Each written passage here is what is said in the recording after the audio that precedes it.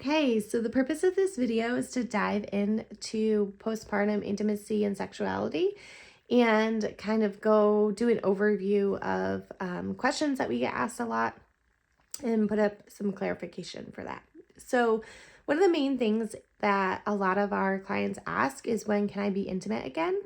Is it 6 weeks? Is it 8 weeks? What's the gist there? Um, Really, it's 1 week after your bleeding has stopped. So if you've been haven't had any bleeding, no spotting, then you for 7 full days, then you can be intimate again. That's a good indicator that your uterus is healed on the inside, and that will lower the risk of infection, postpartum infection within your uterus. So that's a really good indicator. There's going to be other things that are involved, such as suturing. If you got sutures versus if you didn't.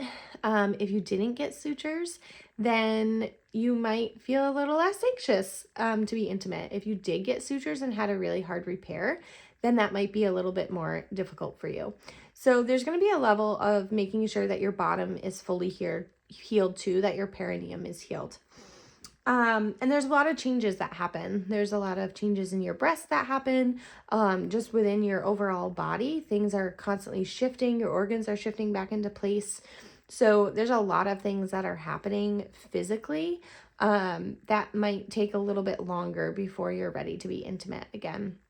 In addition to hormonal changes that can really affect your libido, nursing can affect vaginal dryness. So you want to use a lubricant. If you are going to be intimate, lots of lube the first time around, because it can be kind of intimidating. You can be a little bit tense and nervous.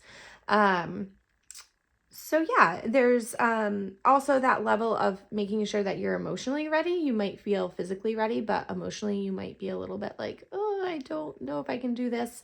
The last really big thing that happened down there was a baby coming out. So to be intimate again and be able to really let your guard down and let someone love you can be challenging.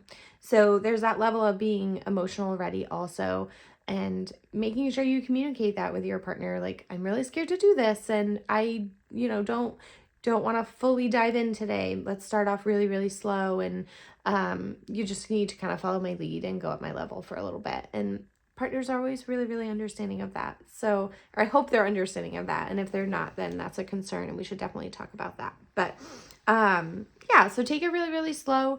There's no need to rush. And yeah, let me make sure I answered all the questions.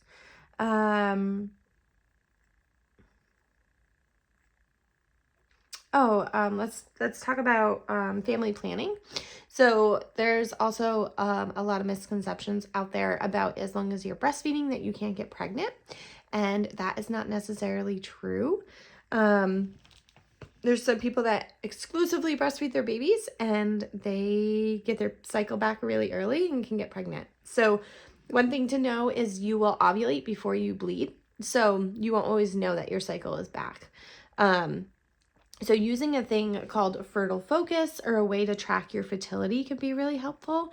Fertile Focus is a little tiny microscope that you put your saliva on. And if you're fertile, it makes a fern-like pattern. And if it's not, it doesn't. So it's and you can use it over and over again. It's about $30 off of Amazon. So it's a really great, cheap option if you just want to kind of be aware of what's happening with your fertility during the postpartum period, because it is very, very difficult to track.